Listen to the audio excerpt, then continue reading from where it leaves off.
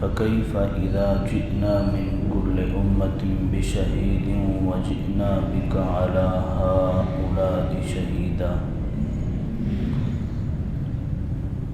صدق الله العظيم وبلغنا رسوله النبي الكريم الأمين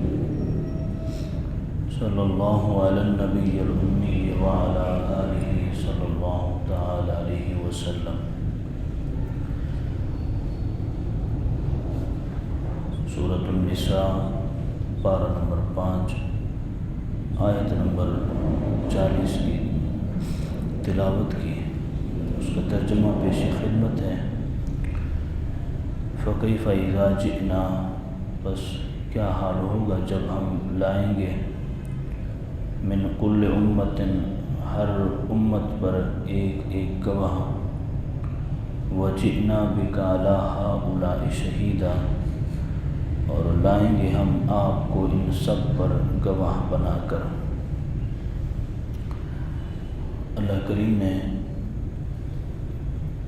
اپنے پاک کلام کے اندر، جو کہ سورۃ البقرہ اور آیت نمبر 40 ہے،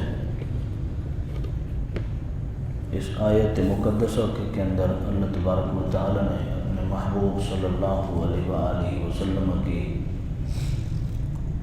شان و عظمت کو بیان فرمایا۔ یہ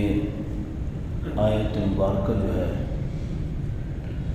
اس حوالے سے تھوڑی سی آپ تفصیل سماعت فرما لیں۔ حضرت عبداللہ بن مسعود رضی اللہ تعالی عنہ نامور صحابی رسول ہیں، کریم آقا علیہ الصلوۃ والتسلیم سے انہوں نے بہت کچھ حاصل کیا، بلکہ کئی صورتیں انہوں نے آپ صلی اللہ علیہ وآلہ وسلم سے خود ان کا علم حاصل کیا تھا۔ حضرت عبداللہ بن مسعود رضی اللہ تعالیٰ عنہ فرماتے ہیں کہ ایک دن آپ صلی اللہ علیہ وآلہ وسلم نے مجھ سے فرمایا، اے عبداللہ بن مسعود، اشتہی ان اسمع بک القرآن، میرا جی چاہتا ہے کہ میں تم سے قرآن پاک سنوں۔ اقرا، تم قرآن پڑھو، اور میرا جی چاہتا ہے کہ میں تمہارے پڑھے ہوئے قرآن کو سنوں۔ حضرت عبداللہ بن مسعود رضی اللہ تعالیٰ عنہ کہنے لگے، یا رسول اللہ صلی اللہ علیہ وآلہ وسلم، میں کیسے آپ سے قرآن پاک اور آپ ہی کی خدمت میں بیٹھ کر کے آپ کو سنا سکتا ہوں، میری کیا مجال ہے؟ اور عموماً ہوتا ہی ہے، جیسا کہ ایک معاشرے کا بھی ایک مزاج ہے کہ اگر کوئی چھوٹا بچہ کسی بڑے کے سامنے کچھ پڑھے تو وہ گھبراتا ہے، ہچکچاہٹ کرتا ہے، اگرچہ اس کو آتا بھی ہو تو بڑے کے سامنے پڑھتے ہوئے وہ بھول جاتا ہے۔ اسی طریقے سے اگرچہ ہم سب نماز پڑھتے ہیں، سب کو نماز بھی آتی ہے، لیکن پھر بھی اگر کسی کو بٹھا کر کے اس سے تفصیل طلب کی جائے تو تفصیل دینے میں تقریباً وہ گھبرا جاتا ہے کہ یہاں پر کیا پڑھیں گے، یہاں پر کیا پڑھیں گے، اور یہاں پر کیا پڑھیں گے۔ ان ساری صورتحال کا ہم اچھے طریقے سے اندازہ لگاتے رہتے ہیں۔ حضرت عبداللہ بن مسعود رضی اللہ تعالیٰ عنہ فرماتے ہیں، یا رسول اللہ صلی اللہ علیہ وسلم، آپ پر قرآن اترا، ہم نے وہ قرآن آپ سے سننا سیکھا، اب آپ کے سامنے قرآن پڑھنا میری کیا مجال ہے؟ تو آپ صلی اللہ علیہ وآلہ وسلم نے ان پر یوں تھپکی لگاتے ہوئے فرمایا کہ تم پڑھو تو صحیح، میرا جی چاہتا ہے تم پڑھو، میں سنتا ہوں۔ اب حضرت عبداللہ بن مسعود رضی اللہ تعالیٰ عنہ تو انہوں نے پھر آغاز کیا قرآن پاک کی اس صورت کا، جو سورۃ النساء میں نے اس میں سے 40 نمبر آیت پڑھی ہے۔ انہوں نے سورۃ النساء سے آغاز کیا، اعوذ باللہ من الشیطان الرجیم بسم اللہ الرحمن الرحیم،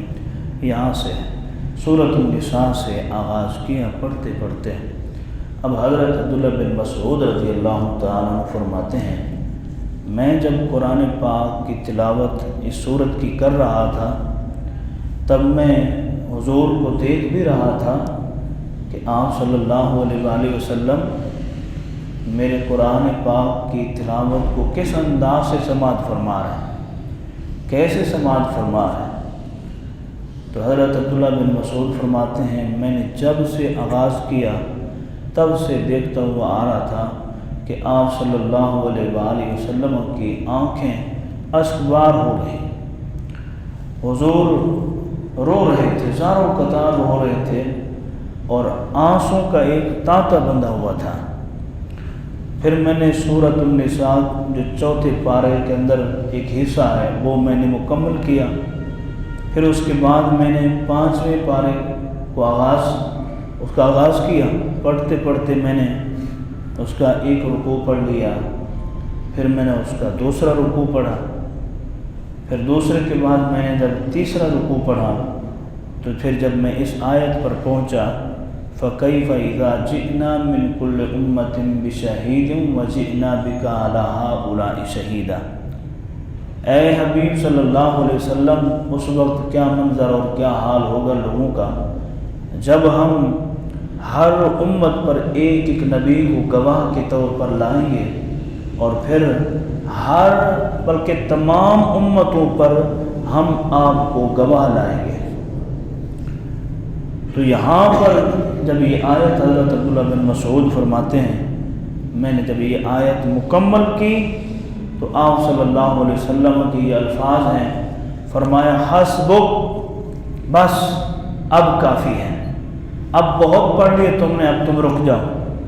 یہاں حضور کی عظمت اور شان کو اللہ بیان فرما رہا ہے۔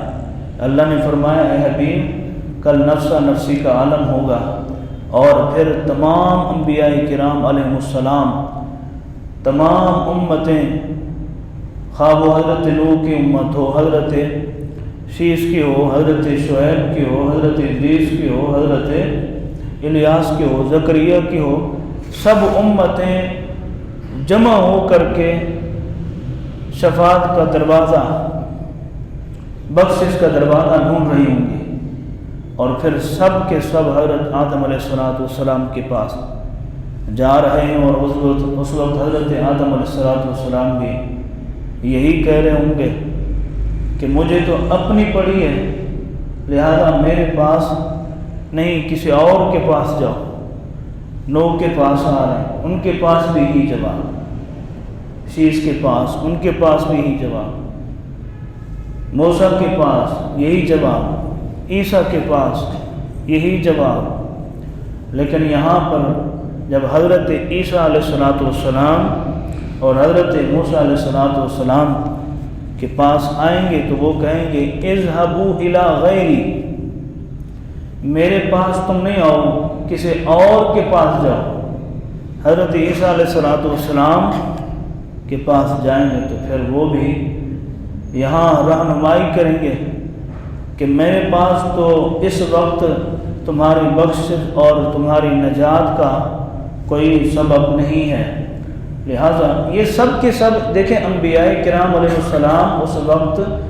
یہ کہہ رہے ہوں گے کہ میں تمہارے لیے کچھ نہیں کر سکتا، تم کسی اور کے پاس جاؤ۔ اس کا مطلب یہ نہیں ہے کہ انبیاء شفاعت کر نہیں سکیں گے، یہ ان کی عاجزی اور انکساری ہوگی۔ یہاں بھی دنیا کے اندر بھی اللہ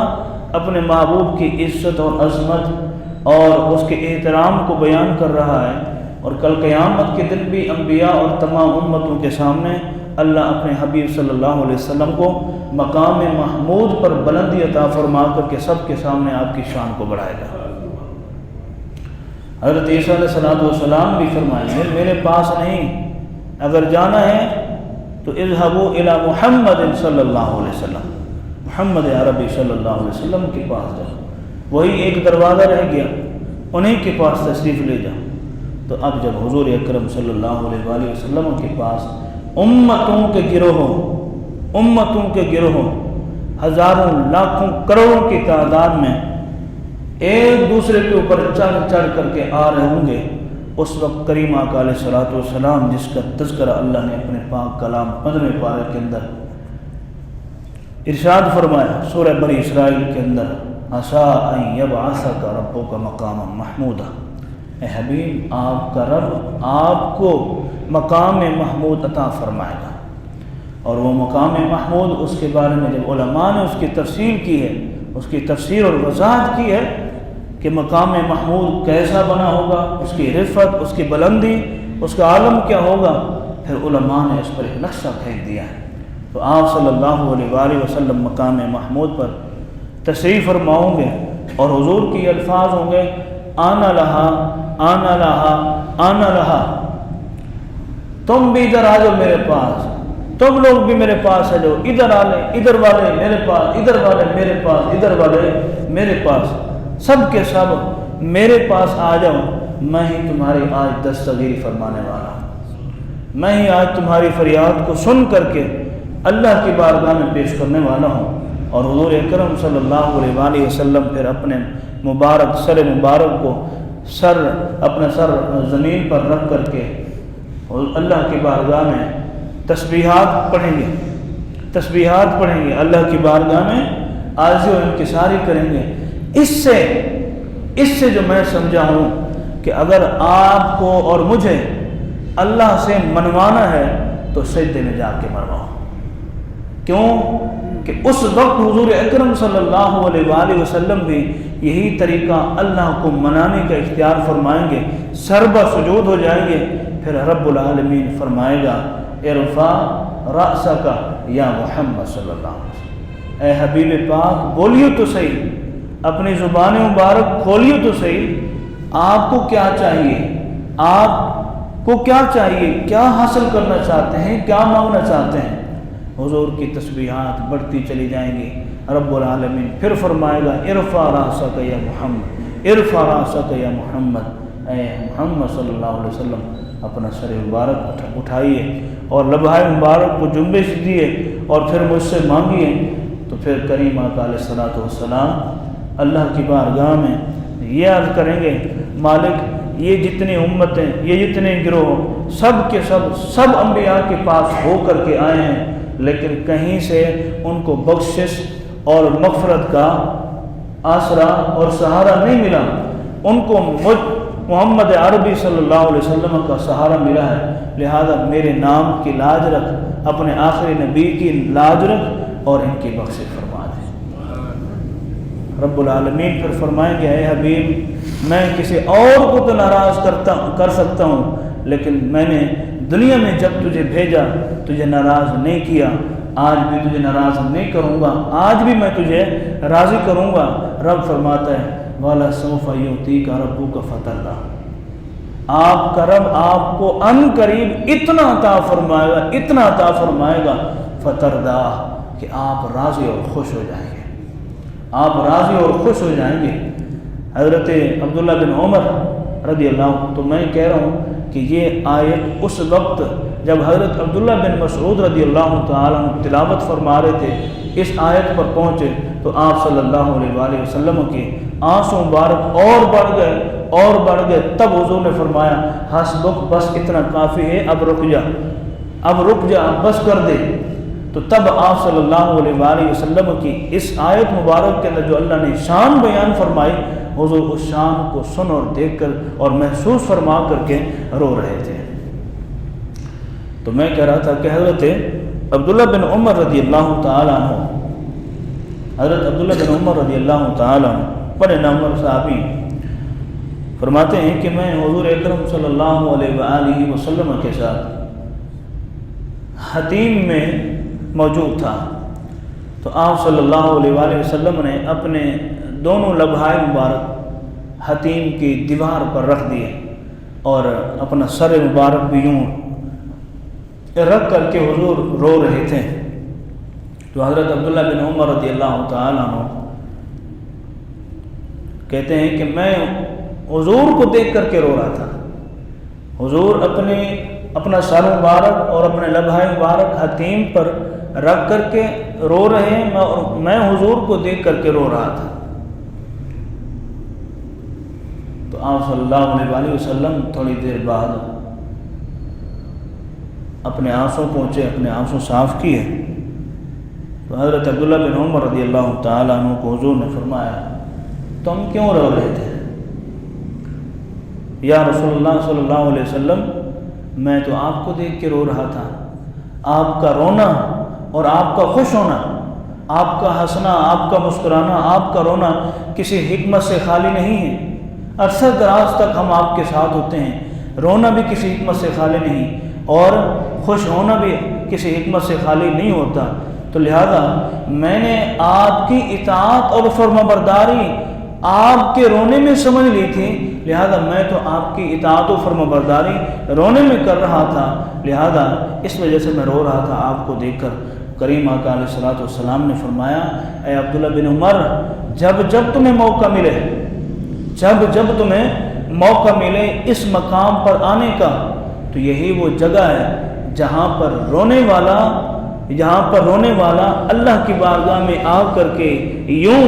اس انداز سے آ کر کے روئے، وہ کبھی خالی ہاتھ لوٹ کر کے جاتا نہیں ہے،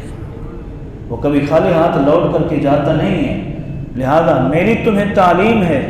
میں تمہیں تعلیم دے رہا ہوں، جب تمہیں یہاں پر آنے کی فرصت اور موقع ملے تو پھر یہ انداز اختیار کر لینا اور پھر میرے رب سے مانگنا، میرا رب تمہاری جھولیوں کو خالی نہیں لوٹائے گا۔ تو پھر یہ حضرت عبداللہ بن عمر رضی اللہ تعالیٰ عنہ ان کو حضور نے اس طرح سے تعلیم دی۔ دیکھیں اس میں کوئی بڑی بات نہیں ہے، کوئی لمبی چوڑی وضاحت بھی نہیں ہے، لیکن آپ صلی اللہ علیہ وآلہ وسلم نے تھوڑی سی تعلیم دے دی اور ایک مسئلہ سمجھا دیا۔ آج میں پڑھ رہا تھا آپ صلی اللہ علیہ وآلہ وسلم کے سمجھانے کا انداز، ایک تو یہ ہے کہ آپ صلی اللہ علیہ وآلہ وسلم جب تقریر فرماتے تھے، جب واعظ و نصیحت فرماتے تھے، لوگ یوں بیٹھے رہتے تو آپ صلی اللہ علیہ وآلہ وسلم ایک ہی جملے کو بار بار دہراتے تھے، تقریباً 3 مرتبہ دہراتے تھے۔ جو روایات کے اندر الفاظ ہیں وہ یہ ہیں کہ آپ صلی اللہ علیہ وسلم 3 مرتبہ ایک جملے کو دہرایا کرتے تھے۔ اس کی وجہ یہی ہوتی تھی، بعض قوی ذہن والے ہوتے ہیں، بعض کمزور ذہن والے ہوتے ہیں، تو بار بار بات کو بولنے سے کمزور ذہن والا بھی بات کو سمجھ جایا کرتے تھے۔ تو آپ صلی اللہ علیہ وسلم ہر بندے کے ذہن اور مزاج کا بھرپور خیال رکھ کر کے واعظ و نصیحت فرماتے تھے، اس وجہ سے تاکہ ہر آنے والا، ہر سننے والا اچھے انداز سے بات کو سمجھ کر کے واپس لوٹ جائے، کیونکہ وہ آیا ہی اسی لیے تاکہ میری وہ بات سنے اور سمجھے اور اس پر جا کر کے عمل کرے۔ تو آپ صلی اللہ علیہ وآلہ وسلم اس انداز سے گفتگو فرماتے اور اس انداز سے سمجھاتے۔ صحابہ جب جاتے تھے تو پھر وہ ایسے ہی یاد کر کے جاتے تھے جیسے بچہ قرآن پاک حفظ کا سبق یاد کر کے استاد کو سنا رہا ہوتا ہے۔ تو میں کہہ رہا تھا کہ آپ صلی اللہ علیہ وآلہ وسلم نے حضرت یزید بن اسود رضی اللہ تعالیٰ عنہ راوی اس بات کی، وہ فرماتے ہیں کہ ہمیں تو حضور کے ساتھ نماز پڑھنے کا موقع ملتا رہتا تھا، خاص طور پر نوجوانوں کو بات کہہ رہا ہوں۔ ہمارے بزرگ حضرات تو ماشاء اللہ پابندیاں کرتے ہیں، لیکن نوجوانوں میں بڑی کمزوری ہے، بڑی سستی ہے، انتہائی غفلت کا شکار ہے نوجوان۔ تو حضرت یزید بن اسود رضی اللہ تعالی عنہ فرماتے ہیں کہ نبی کریم صلی اللہ علیہ وآلہ وسلم کے ساتھ ہمیں نماز فجر پڑھنے کا موقع ملا۔ اس بات سے یہ اندازہ لگایا جا سکتا ہے کہ جتنی نمازیں آپ صلی اللہ علیہ وآلہ وسلم کے ساتھ صحابہ نے پڑھی ہیں، تو روایات سے پتہ چلتا ہے کبھی مسجد خالی نہیں ہوئی ہے، کبھی بھی مسجد نبوی خالی نہیں ہوئی۔ اور اس بات سے بھی اندازہ لگایا جا سکتا ہے کہ کسی بھی نماز کے اندر مسلمانوں کی، صحابہ کی کمی نہیں ہوا کرتی تھی۔ فجر کی نماز میں جم گٹھا، فجر کی نماز میں جم غفیر حضور کے پیچھے نماز پڑھنے کے لیے سعادت سمجھتا تھا، حتیٰ کہ آپ سمجھتے ہیں اس وقت تو عورتیں منہ اندھیرے، ابھی اندھیرا باقی ہوتا تھا تو عورتیں اپنے گھروں سے نکل کر کے فجر کی نماز پڑھنے کے لیے کریم آقا علیہ الصلوۃ والسلام کے پیچھے آ جایا کرتی۔ تو ہمارے ہاں تو وہ طریقہ اب نہیں رہا، ہمارے ویسے شرعی طریقہ جو ایک قدیمی طریقہ آ رہا ہے وہ یہ تھا کہ پہلے مرد ہوتے ہیں، اس کے بعد پھر عورتیں ان مردوں کے پیچھے کھڑی ہوتی، نماز ختم ہو جاتی، سلام پھر جاتا، پھر سب سے پہلے عورت نکلتی، مرد کو کسی کو بھی اجازت نہیں دی پیچھے یوں موڑ کر کے کسی خاتون کو دیکھ سکے۔ اتنا حیا اور اتنا ادب اور اتنا شرم تھی ان کے اندر، کسی نے اتنی جرت بھی نہیں تھی کہ پیچھے یوں مڑ کر کے آنکھ کے کنارے کے ساتھ کسی خاتون کو دیکھ سکے۔ تمام خواتین حضور کے پیچھے نماز پڑھ کر کے وہ تقریباً گھروں کو جا چکی ہوتی، پھر آپ صلی اللہ علیہ وسلم دعا فرماتے اب تم اپنے گھروں کو لوٹ جاؤ۔ یہ اسلام نے ایک طریقہ دیا ہے، یہ اسلام نے ایک مزاج دیا ہے کہ کیسے آپ کو عبادت کرنی، اور پھر اس کے پیچھے چھوٹے چھوٹے بچے، سارے معاملات شریعت کے اندر موجود ہیں۔ لیکن بعد میں حضرت عمر فاروق رضی اللہ تعالیٰ، اب تو ہم سے یہی پوچھا جاتا ہے کہ بعض اوقات تو سوشل میڈیا پر بھی اس طرح کی باتیں چلتی ہیں، واٹس ایپ پر بھی باتیں چل رہی ہوتی کہ جی آپ صلی اللہ علیہ وآلہ وسلم نے یہ کام کیا ہے، لہذا حضور کی سنت ہے، ہمیں یہ کرنا چاہیے، لہذا عورتیں بھی مسجد میں آ کر کے نماز پڑھیں نہ۔ عورتیں اگر نماز آ کر کے مسجد میں پڑھیں تو پھر مسجد اور بازار میں فرق اس وقت نہیں رہ سکتا، وہ تو با ادب با حیا تھے، اور ہمارے نوجوانوں میں وہ حیا اور وہ شرم اب تو مکمل طور پر ختم ہو چکی ہے، الا ماشاءاللہ۔ ان تمام چیزوں کو دیکھتے ہوئے حضرت عمر فاروق رضی اللہ تعالیٰ نے پھر فیصلہ فرمایا آج کے بعد، اچھا اس بات کو بھی رہنے دیں، تھوڑا اسی بات کو ذرا کمپلیٹ کر لیتے ہیں۔ یہ دیکھیں کہ جب وہ خواتین فجر کی نماز کے لیے آتی تھیں تو پھر اور اس کے بعد نماز ختم ہو تو سب سے پہلے وہ جائے، اور پھر سبب یہ ایک پیدا ہوا کہ جب خواتین اپنے گھروں سے نکل کر کے مسجد کو آتی تو کچھ لوفر لفنگے راستے پر بیٹھ کر کے ان ماؤں بہنوں کو چھیڑا کرتے تھے۔ تب 22ویں پارے کے اندر جا کر کے آیت اتری، یا ایھا النبی قل لازواجک وبناتک ونساء المؤمنین یدنین علیہن من جلابیبہن۔ اے حبیب پاک صلی اللہ علیہ وآلہ وسلم اپنی ماؤں کو، اپنی بیٹیوں کو اور اپنے ازواج کو یہ فرما دیں کہ جب وہ نماز کے لیے نکلیں، جب وہ گھروں سے نکلیں تو پھر ایک بڑی چادر لے لیں اور اس سے اپنے پورے چہرے کو، اپنی جسم کو ڈھانپ لیں، تاکہ کوئی لوفر لفنگا ان کے چہرے کو تک نہ سکے، دیکھ نہ سکے۔ یہ اصول شریعت نے، اسلام نے دیا۔ حضور نے اعلان فرمایا،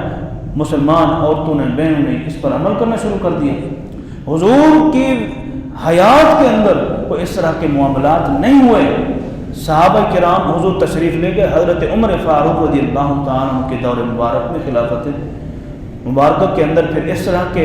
کیسز ہونے لگے، تو پھر اس وقت حضرت عمر فاروق رضی اللہ تعالیٰ عنہ نے سختی سے منع فرما دیا تھا، فرمایا اب عورتیں اپنے گھروں میں نماز پڑھیں، مرد اپنے گھروں سے نکل کر کے اللہ کے گھر میں آ جائیں۔ لہذا عورتیں اگرچہ گھروں میں بیٹھ کر کے وہ نماز پڑھیں اور ان کو جماعت نہیں مل رہی مسجد کے اندر، اللہ پاک ان کو جیسے مرد کو جماعت کا ثواب عطا فرماتا ہے، ویسے ان کو گھر کے اندر اکیلے پڑھی نماز کا ثواب بھی عطا فرما دے۔ دیکھو اسلام نے پھر بھی عورت کو جماعت کا موقع نہیں دیا، گھر کے اندر پڑھ رہی ہے، 27 درجے جیسے آپ اور میں لے کے جا رہے ہیں، وہ بھی گھر میں بیٹھے ہوئے تنہا 27 درجے لے کے بیٹھے گے۔ اسلام نے یہ ضابطہ نہیں دیا ہے، اسلام نے اصول نہیں دیا۔ تو پھر حضرت عمر رضی اللہ تعالیٰ عنہ نے اس کا سد باب کیا۔ یہی وجہ ہے علماء اہل سنت اسی اصول پر عمل کرتے ہیں اور اسی پر ہی قائم و دائم ہیں۔ چونکہ اس وقت جو ہمارا دور ہے یہ تو بہت زیادہ پرفتن ہو چکا ہے، تو اس دور کے اندر تو معاملات اور زیادہ گمبھیر ہو چکے ہوں، لہذا پھر بازار کے اندر جو واحیات، جو معاملات ہوتے ہیں مساجد کے اندر بھی اس طرح کی حرکات و سکنات ہونے لگی۔ ان تمام وجوہات کی بنا پر پھر حضرت عمر فاروق نے فیصلہ کیا اور عورتوں کے آنے کو بند کر دیا۔ تو میں کہہ رہا تھا حضرت یزید بن اسود رضی اللہ تعالیٰ عنہ